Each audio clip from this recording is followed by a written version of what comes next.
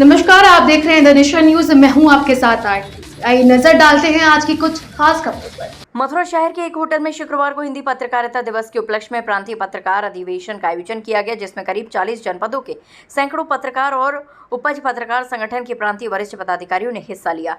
NUJI के founder Shankar दास ने कार्यक्रम की अध्यक्षता की। कार्यक्रम में मुख्य अतिथि बतौर उत्तर प्रदेश सरकार के कैबिनेट मंत्री लक्ष्मी नारायण चौधरी ने विचार व्यक्त करते हुए कहा कि पत्रकार लोकतंत्र की आत्मा है, मगर तथाकथित व्यक्ति इस मिशन को गलत कार्यों के जरिए कलंकित करने का कार्य करते हैं, जिससे अच्छे पत्रकार भी बदनाम होते हैं।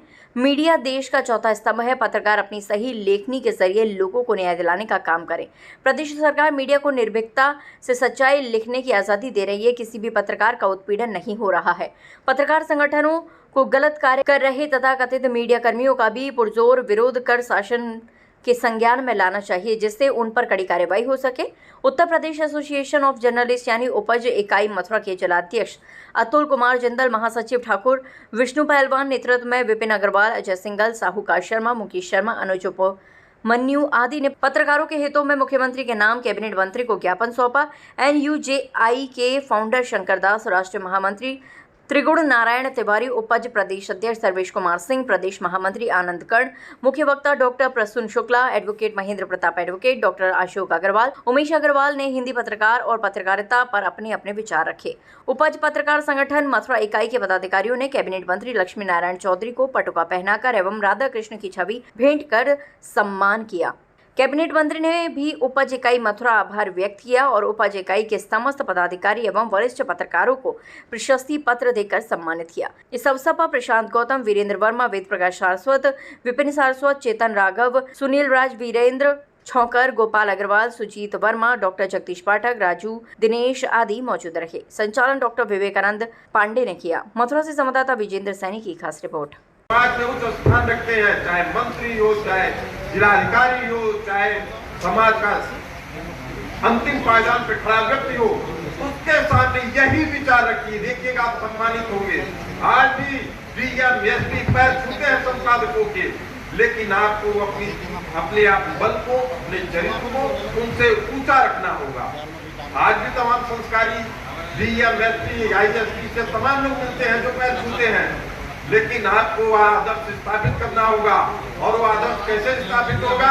पहले आप अपना इतिहास जानिए, उसके बाद जानिए कि कैसे हमें अपने आप को गढ़ना है। उसके बाद कुछ आपके सामने विकल्प होंगे, उनमें कैसे विकल्पों को चुनेंगे, मैं सब पे बात करूंगा। आप सभी को मातृभाषा वाली पत्रकारिता के लिए इसमें दिखाने के लिए साधुवाद और ढेर सारी बधाई।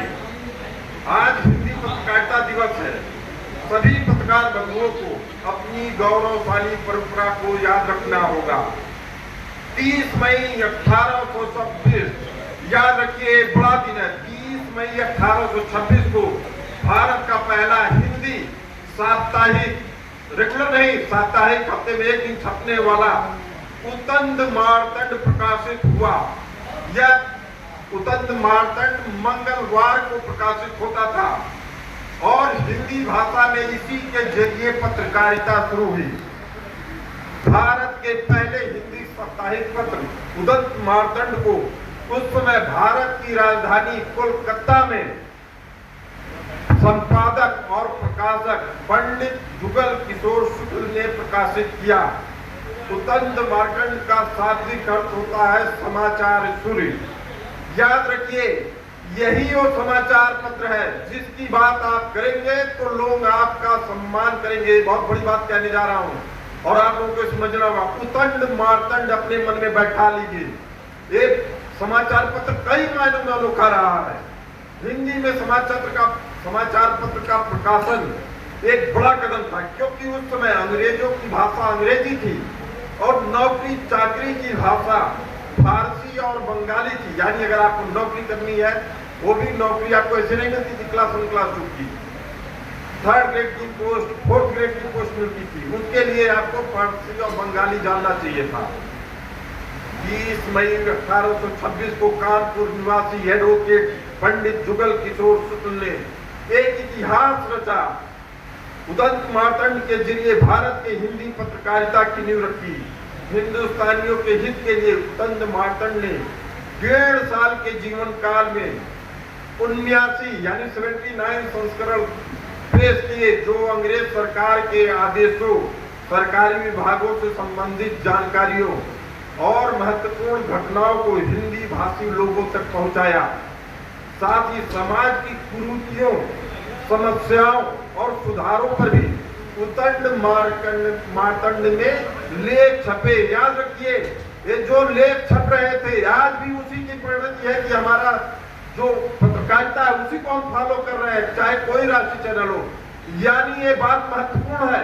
अगर हमने अपने मूल को समझ लिया कि उतंड मार्तंड में क्या छपा था, सरकारी आदेशों को छापा गया, सरकारी विषयों को समझाने की कोशिश की गई अपने पाठकों को, कुरीतियों पे चोट हुआ, साहित्य की बात हुई, रचनाएं और कविताएं तक छापी गई, जिससे सांस्कृतिक महत्व की चीजें हमारे सामने प्रकट हुई।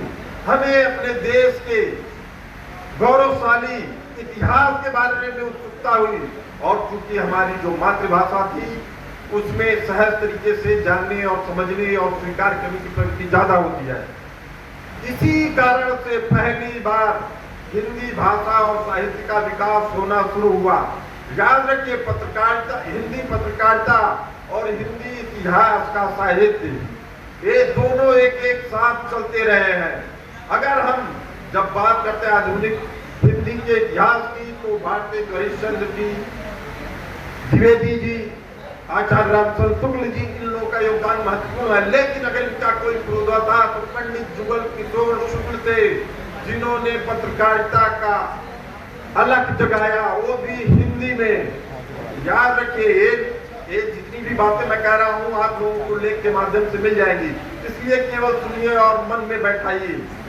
सरल शब्दों में कहे तो उतंड मार्तंड के लेखों का जोर समाचार, सामाजिक जागरूकता और हिंदी भाषा के प्रचार प्रसार पर रहा।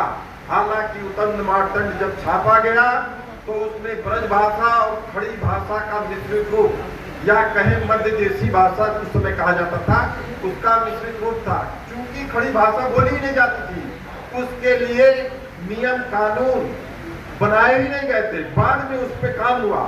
लेकिन याद रखिए, यह बीज था, इस बीज का रोपण किया पंडित जुगल किशोर शुक्ल ने, जिन्होंने पत्रकारिता ही नहीं, हिंदी के उस गौरवशाली इतिहास को लिखने का काम किया था। कब? 30 मई 1826 को। और लोगों को लगा होगा कि ये बहुत छोटी चीज है, कुछ दिन में खत्म हो जाएगा। नहीं, वह बीज था, पेड़ बन गया है। उस समय हिंदी का कोई स्थायी और निश्चित स्वरूप नहीं था। देश और दुनिया की तमाम छोटी बड़ी खबरों को देखने के लिए जुड़े रहिए द नेशन न्यूज के साथ।